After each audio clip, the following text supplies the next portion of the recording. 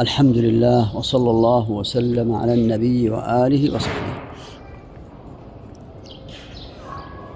أخرج أبو داود الترمذي يرحمهم الله عن أبي هريرة رضي الله تعالى عنه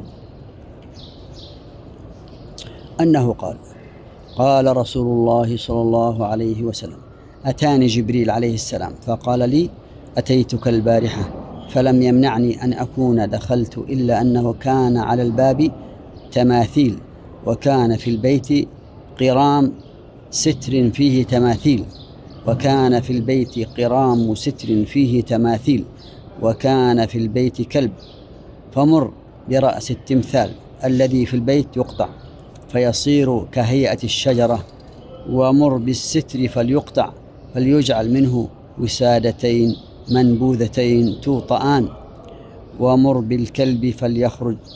ففعل رسول الله صلى الله عليه وسلم. وإذا الكلب لحسن أو حسين كان تحت نضد لهم فأمر به فأخرج.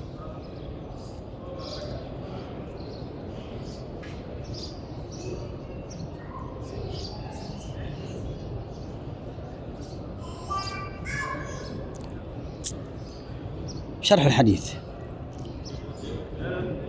قال: البيت الذي تدخل فيه الملائكة يكون به السكينة والطمأنينة، ويدل على أنه بيت فيه خير وإيمان، وهناك موانع تمنع الملائكة من دخول البيت لا بد للمسلم أن يعرفها ليتجنبها. في هذا الحديث يقول الرسول صلى الله عليه وسلم: أتاني جبريل عليه السلام فقال لي: أتيتك البارحة، أي بالأمس في الليلة الماضية، فلم يمنعني أن أكون، أي المانع من أن أكون دخلت بيتك، إلا أنه كان على الباب، أي باب البيت، تماثيل، أي صور لما فيه روح، وقد بينها في رواية أخرى بقوله: وكيف أدخل وفي بيتك ستر فيه تماثيل خيل ورجال.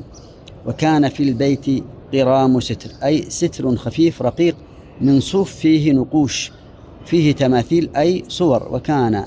وكان في البيت كلب.